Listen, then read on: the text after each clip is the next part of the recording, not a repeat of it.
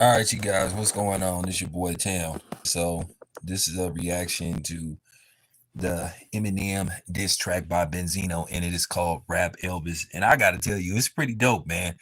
I like it. Now, one thing about diss records, you're gonna have people that are just diehard fans of certain people, and they are going to say their guy won no matter what.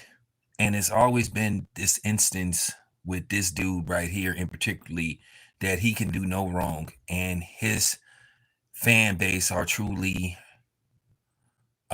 extremely emotional to say one thing, and they are delusional. I don't know who's worse, the black Eminem fans or the white ones, but I just love the fact that you know he came with facts though. I just loved it. I love the part that Benzino just came with facts. You know what I'm saying? He just came with facts, and it was a pretty good record, and y'all need to check it out. It's called Rap Elvis. And I've been saying this about Eminem for years, that he's overrated. He isn't the GOAT. He's lost rap battles. Um, you can make argument he's never really ended nobody's career. And then Eminem never really went after any elite MCs as far as trying to rap battle. And that's what Benzino mentioned. I mean, it was pretty accurate. And Benzino is 58. And actually, Benzino didn't even say nothing about Eminem. And he just came out of nowhere. And Benzino let Eminem have it. And I'm glad that people are starting to notice what I've been saying about Eminem. And I'm starting to see this in the comment section. When people and I'm just gonna be honest with you. If you a black person and you say Eminem is the GOAT, you're pathetic.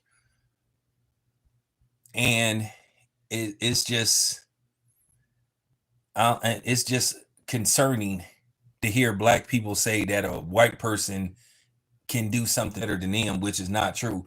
And if you know Eminem's history, Eminem was, he was inspired by black hip hop artists such as Redman, Big Daddy Kane, and a few other people. So if Eminem is the quote unquote GOAT, it's because of black people. And I think a lot of people, for some reason, cling on to Eminem and seem to have this blind loyalty for Eminem because he's supposed to have put 50 Cent on. Or he put 50 Cent on because really nobody didn't want to work with 50 Cent because 50 Cent had got, he had got shot. Then 50 Cent had this reputation for being a rat. And I understand 50 Cent's loyalty to Eminem, but at the same time, I've been saying this forever. Eminem can hold his own nuts. It's kind of disturbing when you see people come out of nowhere and always defend him like Royce the 5'9", like Eminem is some baby that have to be cuddled, and it's almost like to a certain degree. And I'm gonna say what need to be said. These dudes needed to stay out of Eminem's beef. Whatever rapper Eminem is going at it with, or if he getting into it with somebody else, Eminem can speak for himself. Eminem should have responded to Dr. Umar Johnson. What Ed Lubbernam get mad for, and MC Shan and dudes like Cassidy and Crooked Eyes, cooning it up for Eminem. You just got to say that. That's just the bottom line. And I've been saying this for a minute now. Of course, the Eminem fans gonna say the record ain't no good just because they Eminem fans. And he mentioned the rap battle with Machine Gun Kelly. Let's really revisit the Machine Gun Kelly thing. A lot of people compare the Machine Gun Kelly and Eminem thing similar to what happened with LL Cool J and Cannabis, where many people believe that Cannabis beat LL. Me, myself, I don't. But I don't argue with people if they say Cannabis won, but I don't think he did. But the only thing that makes me mad sometimes when people say, well, if you think LL won, you just being biased, and you're not a real hip hop fan. And I say middle finger to y'all that even come at me like that. I listened to Kill Shot very closely. I listened to Rap Devil, and I thought Rap Devil was better. I thought it was a little bit more clever. Eminem is predictable in his response records. It took him 2 years to respond to Game Black Slim Shady. And the only line that he said that was noteworthy was, "You talk about clubs, I perform at arenas." Well, what rapper don't perform at arenas? So you never performed at a club? Eminem? Marshall Bruce Matters? You performed at Du Chalet's back in 1999. I was there. You did that song, "Hi, My Name Is," and you ran up out of there. I'm talking about you ran up out of there in less than 30 seconds. Didn't stay to talk to the fans, didn't nothing. But then again, they didn't have no camera phones back then. They didn't have video phones. They didn't have none of this technology that they had back then. Nobody had no camera phones. This was like 1999. He ran up out of there. And even when he performed that song, people was like, Eminem never, to me, had what you would call a gigantic following in the Bay Area. And that's just fact. And Benzino talked about a lot of stuff, talked about how he ain't really loved in Detroit like he want people to believe. He brought up a lot of stuff. So I highly recommend you go check out the track. And like I said, you already know Eminem's remedial fans is going to say, "Oh, it's not a good record." But Benzino came with facts. And he said if Eminem respond again, he pretty much say he'll respond again. He talked about how Eminem lost rap battles. And he talked about that Eminem was careful on what MCs he went after. And I said this before too. You ever saw Eminem really go after elite MCs? You ever saw Eminem say anything about Nas or LL Cool J or Snoop or guys like that? Don't you remember a couple of years ago when Snoop told Eminem, "Dude, say something"? When Eminem tried to take a little sneak diss at Snoop, and Snoop said, "Dude, you better hope I don't respond." And then, of course, Eminem's goofy fans, "Oh, Snoop Dogg be having ghostwriters." Snoop Dogg don't have ghostwriters on every song that he puts out. He flat out cleared the air. He said, "Yeah, occasionally I'll use writers to help, get them out there. But for the most part, Snoop writes his own stuff." You do know Snoop Dogg was writing a lot of Dr. Dre's raps on the first Chronic album. You do know Snoop Dogg, wrote for other artists, right? Okay. So you don't want to play them game. But I laugh because that's just white people, delusional white people thinking that they can discuss hip hop with me. And we all know they can't. We all know they're not there yet. So, I enjoyed the track, so I got to give Benzino credit because Eminem, to a certain degree, is always kind of came across as this so-called, always came across as sort of like a rap bully. And like I said before, he's always known who to go after, and this is fact. Now I want to see if Royce the 5'9" gonna defend that. I want to see if Royce gonna come after Benzino, since Royce the 5'9" always have his head up Eminem's ass. This man defend him more than, you know what I'm saying, that a slave defend his master on the plantation. "Mr. Johnson is good to me. I'm in the house. I'm eating good. I'm eating good. I get the good stuff. I get the bath once a day. I get to clean myself up. I ain't gonna let y'all mess nothing up for me." That's exactly how Royce the 5'9". That's why people was like saying like, "Dang, dude, stop acting like a flunky." I've been saying this about Eminem. But people got mad at me. "Oh, Eminem. Oh, no, it's not because Eminem don't go after elite MC. They know better than to say something." But man, please, get out of here. No, it's like, okay, well, how come Eminem didn't respond to that song that Ice Cube like took a jab at him when Ice Cube said, "And the best rapper in the world ain't a European."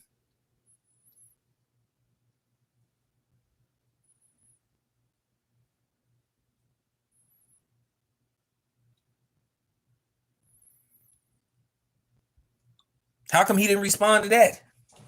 Like I said, Eminem knew who to go after and who not to go after.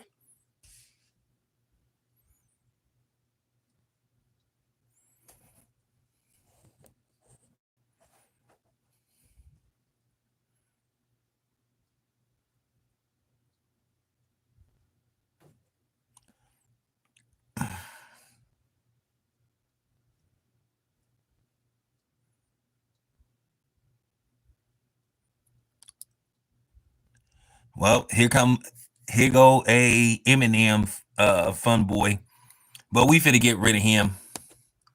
We not finna let we not finna let him mess up the flow. We ain't finna let him mess up the flow of this stream because y'all gonna get this ether. So I don't get. Hey, listen, I'm not saying I'm the biggest Benzino fan in the world because I I ain't even gonna go into that, but a lot of people suspect he has something to do with what happened to with PP. Don't say his full name, please. But a lot of people suspected that Benzino has something to do with that. But we'll leave that alone. We ain't gonna talk about that. That's a video for another day. That's a video for another day. So you know what I'm saying? That's a video for another day. But yeah. I mean, I don't mess with Benzino like that though. I'm just saying.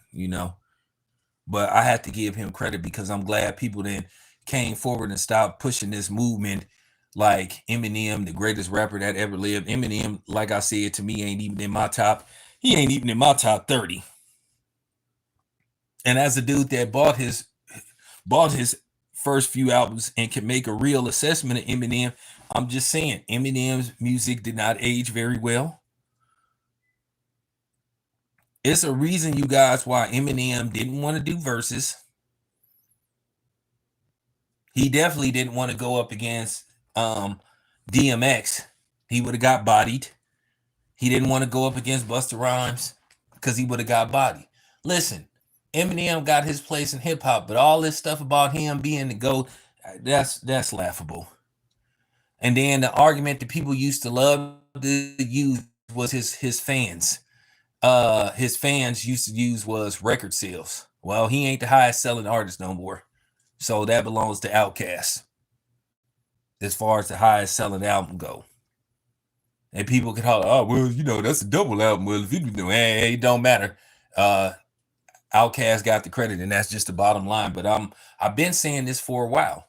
I actually, when I listen to hip hop, I really critique hip hop. Just like the current thing with Nicki Minaj and Megan Thee Stallion. Megan Thee Stallion's fans seem to be in denial. I thought Nicki Minaj's Bigfoot was pretty good, and you could tell that she wrote it. It was pretty, and it was amusing when somebody could like basically rap and then talk about you at the same time. Yeah, and it was a good record. But you got people that'll just say, in my opinion, I didn't think Megan Thee Stallion's record or jab towards Nicki Minaj was even as close to where Nicki Minaj came back with Bigfoot, and I found that hilarious. I found that like really hilarious, the whole thing. But you got people saying that they thought Megan Thee Stallion won. I mean, if that's what you believe, that's what you believe. You have a right to your opinion, but in all likelihood, most people gonna think you wrong. If they did a poll, most people gonna think that Megan Thee Stallion got ate up. But yeah, Benzino, I'm glad Benzino responded.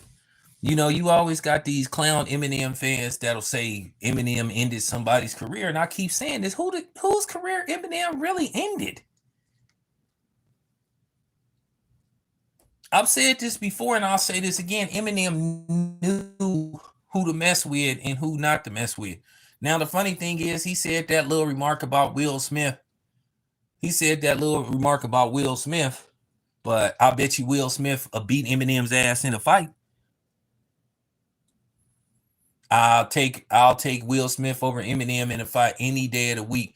Now it's funny, you had all these rappers that when somebody says something about Eminem, they want to protect Eminem and defend Eminem, on his place in hip hop. But then here this dude come, this white boy, at the end of the day trying to talk shit about Will Smith, a man that paved the way for rappers to get Grammys.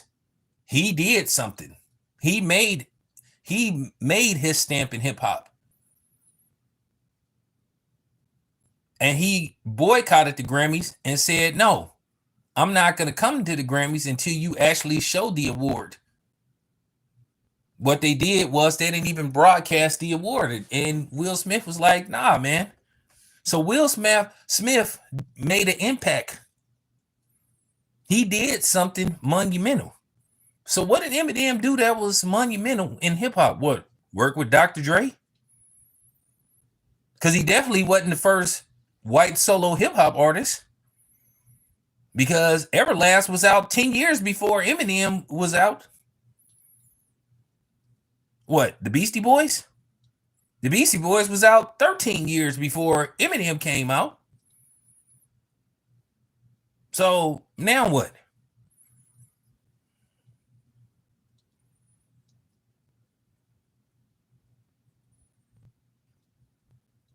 So I'm just saying, what did Eminem really do? So I'm just saying.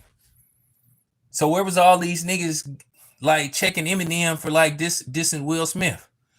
But then as soon as somebody say something about Eminem in a rap, then here come 50 Cent, here come Royce the 5'9" defending him, pampering him. Like they his flunkies. Like, I mean, come on, man. 50 Cent look pathetic. And I don't respect 50 Cent because he always sitting up there sucking Eminem's left, you know what. Eminem can speak for himself. And then 50 Cent, what made me mad, 50 Cent did something that pissed me off. Oh, I'll put him up against any black rapper that's out there. Once again, 50 Cent, he was on some coon stuff for that. Nobody asked you to bring up color. I'm not saying Eminem ain't a top 5 greatest rapper because he white. I'm just saying because of his music.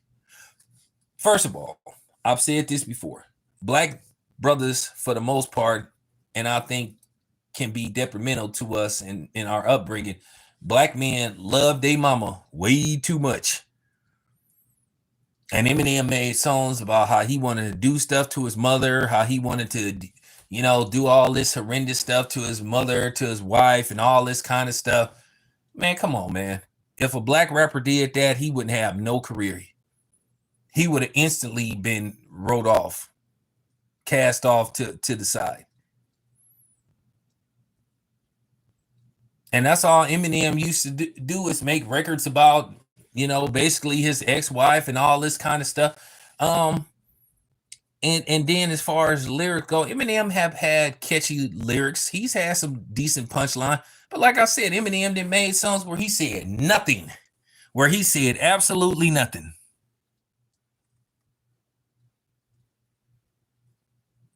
No, yeah, I know about third base. I'm just saying, Everlast as far as for the most part, like rapping, solo and all that kind of stuff.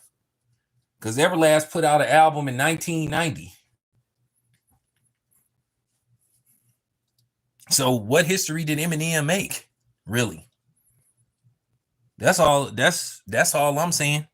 This whole thing about him being this elite MC that's unbeatable, that's cap.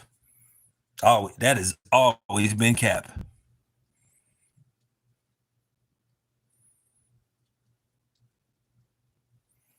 Well, when Eminem first came out, like I said, it was okay to hear him talking like that, but after a while, it just got to the point to where you just couldn't listen to it no more. It got to the point to where you was like, all right, man, I done had enough of this. All right, enough of this. Because I'm gonna be honest with you, if you want to go by as far as quality go, Eminem's like first 5 albums, I'll say in the order, I think his second album to me, um, what was it called? The Eminem Show. The first one was no, the Eminem LP. I think his second album to me was probably the best one. Then, because the third one to me wasn't that good. Now the next one he made, M-Core, I think that was album number 4. That was okay. That was pretty good. Then Relapse. That's when I was like, all right, I'm good. I'm good. So I bought, I think, his first 5 albums. I think out of his first 5 albums, I think the best one was the second album. The Slim Shady LP was solid. It was a good opening. It was a good opening album. But I think the second one is kind of like where he kind of like took off, because the third album wasn't that good. The one that had I'm Slim Shady, the Reals. No. I forgot what was on that one. The best song on there, I think, was Let's Get Down to Business. And he didn't even put that out as a single, but it was like the third album. And I was like, yeah.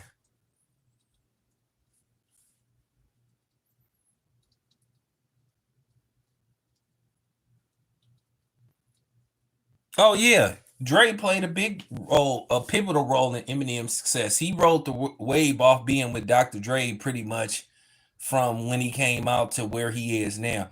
And it's so funny, people still be thinking that Dr. Dre be producing Eminem's albums. Dr. Dre ain't really did no Eminem album where he did the majority of his production, I think, since the Relapse album. So, like I said, I know this hip hop thing. So you white boys that think, and you haters and you handkerchief heads that think I'm just critiquing Eminem because he white and I've never listened to his records, wrong. I know what I'm talking about. But I love the fact that, getting back to Benzino and stuff, that he decided to say, all right, well, I'm gonna get in the studio, I'm gonna challenge him. Keep in mind, Benzino ain't put out no music in since when? When was the last time Benzino put out some music? I'm just talking about music, period.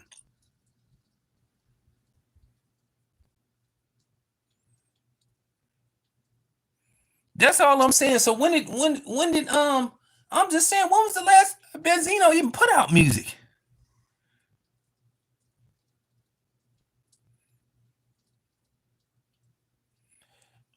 I could, yeah. I mean, Eminem said it himself. He said he cared more about lyrics than he do music. I think Eminem is tone deaf to a certain degree, and he probably is, because if you listen to some of his beats, you be like, because let's go back to that song he made called "The Rap God." I heard, and everybody was telling me to listen to this song called "The Rap God," and I listened to that song. I said, "What is so special about this song?" That beat, man, that beat to "The Rap God" was trash. The beat was so trash to where I couldn't even, man, I listened to that song for about maybe 30 seconds and I turned it off because the beat was horrible. That was one of the most overrated songs that I had ever heard. And then all of this,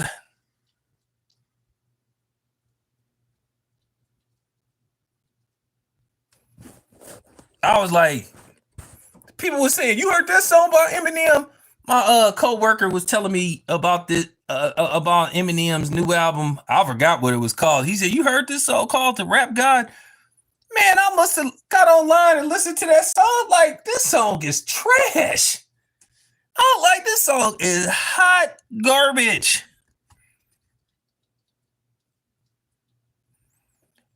Uh-oh. Somebody on here talking about no, dude. Okay, so another Eminem fan on here. Y'all are trash. No musical. Nah, I got plenty of musical knowledge. You must be white. This is probably some Molly. Molly is a stan. Probably a white bitch too. So, you know, or some goofy dude. First of all, you out of your league. This black people conversation. You can't have no you not, you know what I'm saying? You're not qualified. You're not smart enough. So see your way out of here. Kick rocks, Molly. This conversation ain't for you. This is for real hip hop fans and objective hip hop fans. We don't do no groupies today. So kick rocks.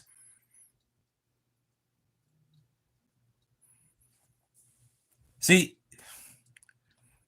laughable. White people trying to have that is laughable when white people try to have a conversation with black people about, about hip hop, art form we created. And by the way, Benzino mentioned that. See,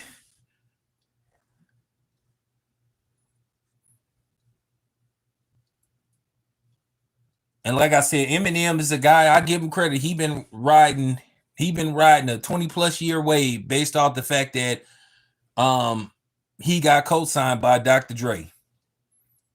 And people still have this thing when they listen to an Eminem album, they think that Dr. Dre is behind it. Eminem rarely works with Dr. Dre. Dr. Dre doesn't even do music like he used to.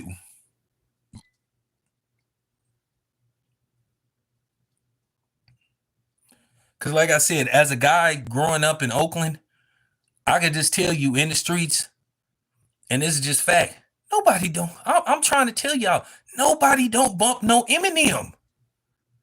I've been saying it, and I don't know why people get so upset when you say that Eminem is not part of everyday hip hop. He's not part of everyday hip hop. Nobody don't play Eminem at the clubs. Nobody don't play Eminem at no barbecues. Nobody don't play Eminem in the car when they ride with the homies and just chilling, just hanging out. They don't play Eminem at the mall. Eminem is one of them people that you listen to when you completely by yourself. You have to turn your head and make sure nobody is around before you put on the Eminem record. He may have millions of fans, but that just shows you the millions of people that listen to his record and what type of people you dealing with. Like I said, you name me one black barbecue, somebody plays some Eminem. You name me one club you ever heard them play Eminem at. Hell, Eminem don't even get played at white people parties. Hell, you talking about?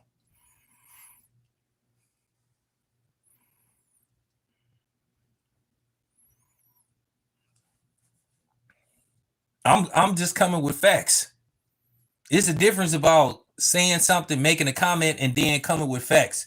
Game on that song, Black Slim Shady, he came with facts. Benzino came with facts. So what's the difference between coming with your opinion and facts? Benzino came with facts. And facts are always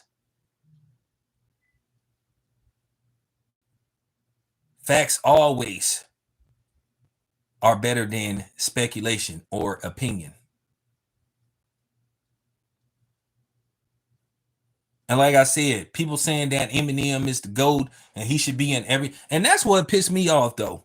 When people come up, how many times I done made videos where I said Eminem was a good rapper, but he ain't top, and you'll have some dude, of course he white, or some anchor baby coon that'll say, "Oh, you have to have Eminem in your top 5." Why?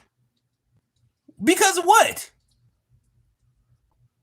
Listen, man, I grew up in the streets of Oakland. I was born in 74. So I seen hip hop from its inception.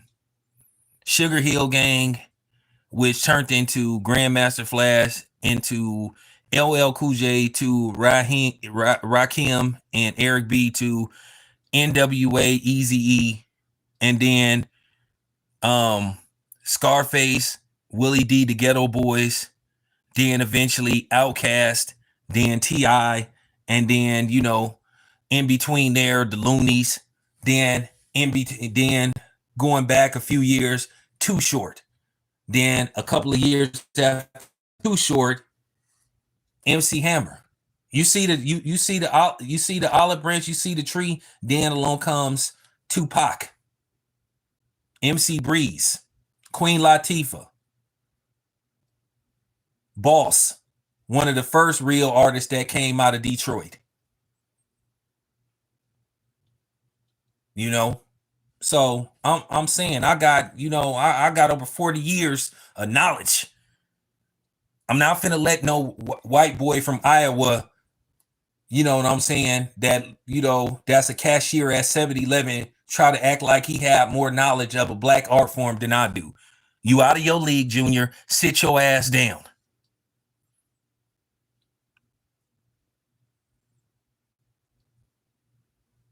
Oh yeah, of course, KRS-One. I mean, I couldn't name everybody. KRS-One, all them guys. I mean, my philosophy, Jack of Spades. Yeah, I'm just most deaf. Yeah, I'm just saying everybody. I forgot. Oh yeah, I brought up Scarface, of course. Scarface. Who can forget Scarface, the first Scarface album? I heard a knock at the door. Who is it? Fred. Who the fuck is Fred? I was like, woo, I was like, damn. Oh, Tim Dog. Well, well, whatever. Yeah, but that's what I'm saying. Yeah, that's what I'm saying. DJ Quick, second to none. That's what I'm saying. The 90s. I saw it from its inception growing to what we got into the 90s. Gangstar, all them people.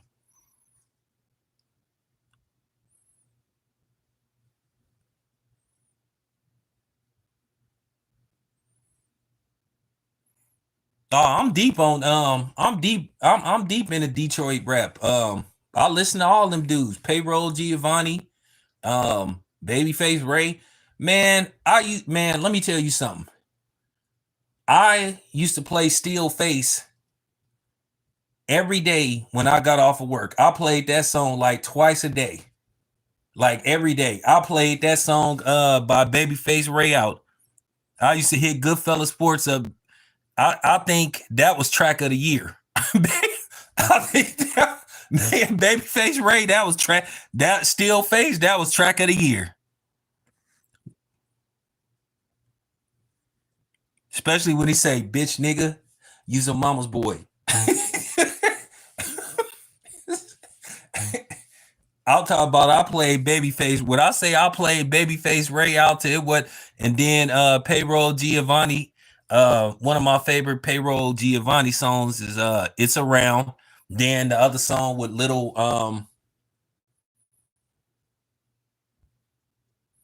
I mean, for real. So I'm heavy into Detroit rap. Cause I was messing, like I said, I was messing with Detroit rap all the way when the Boss first came out with her debut album. You know, um, I used to bump that. Well, I still bump it. I bumped the song with Boy with Lil with Peasy, Little Blade Icewood. Boy, what would you do? You know, so I'm just saying.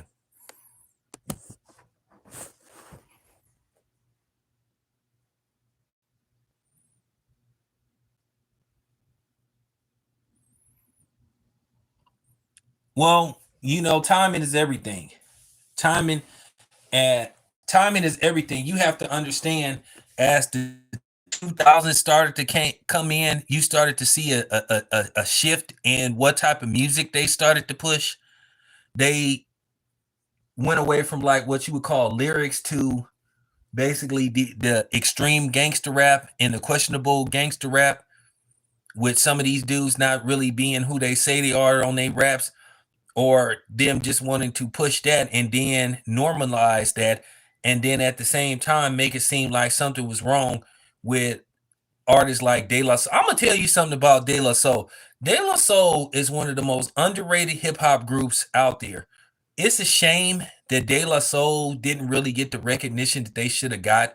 But I think to a certain degree, some of their music that they made was a little too truthful for certain people's ears. And they would call out the masses sometimes, and they would rap against the machine sometimes. They were very stubborn with what type of material that they would put out, and you have to understand when you go against the machine, and that's what Cat Williams was saying. When you go against the machine, they don't like you. I mean, keep in mind that's pretty much what happened to Saigon. Saigon's career got sabotaged because when Saigon got out of prison, and Saigon made his album, and he turned it in to Atlantic Records. They was shaking their head because they wanted him to make a whole bunch of songs about selling dope and how much time he spent in prison and how he was going be moving weight and how he wanted to delete and hurt and harm people from his own community. And he said when he turned in his album, he said they looked at him like, what is this? Because that song, The Greatest Story Never Told, slap. Shout out to Just Blaze, man.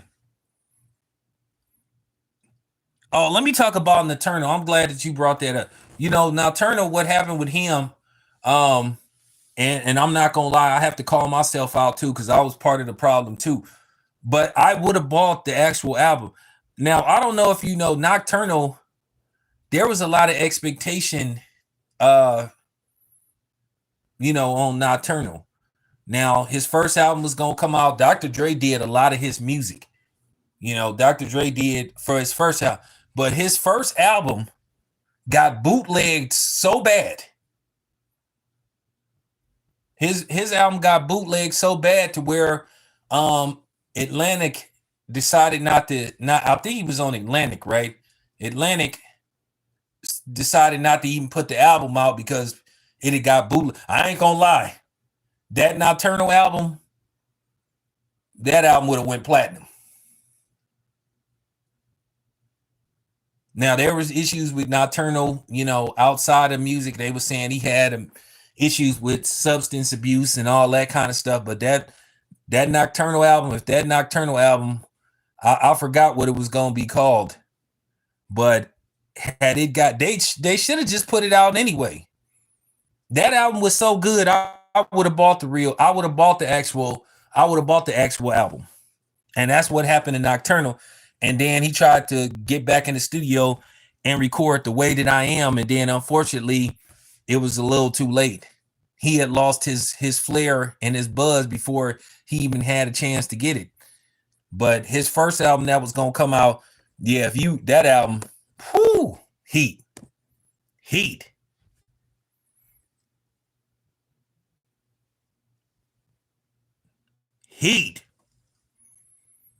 But that's what happened with Nocturnal, man. His first album that was gonna come out, I think either 92 or 93. Like I said, it got bootlegged so bad. I'm talking about, I don't even know how these dudes had it, but they had the whole album, and you should already know where I got it from, the barbershop. It was a barbershop that used to be on in MacArthur Square, Foothill Square, over there off of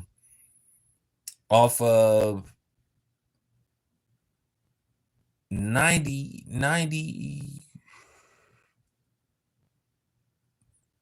I think it's in the hundreds, but it's a Planet Fitness over there, and they renovated Foothill Square, but they used to be a barbershop I used to go get my hair cut at because I lived down the street at the time. So the dude came in and he had the Nocturnal album. So I bought it. Man, that whole album slapped.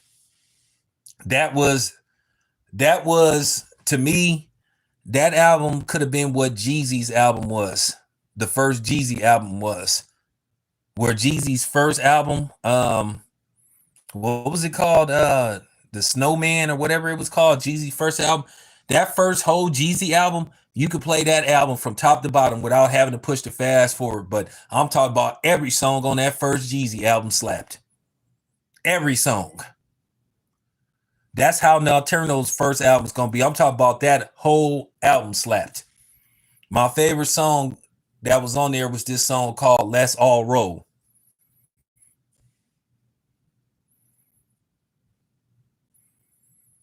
And had Nocturnal got his chance, Nocturnal could have been big though, but that's what happens. And it kind of to this day make you wonder who leaked the album.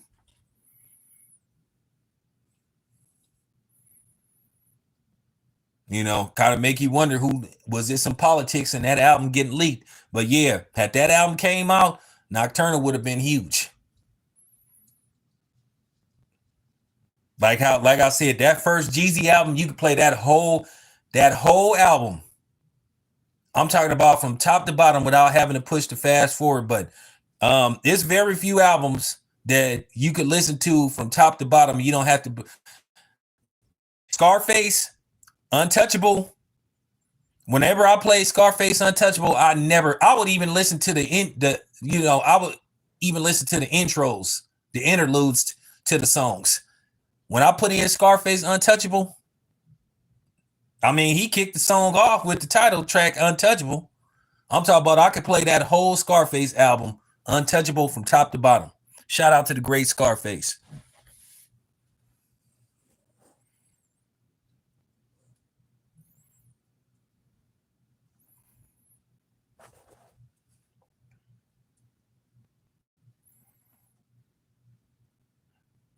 Oh, I'll check it out. I'll check it out when I get a chance.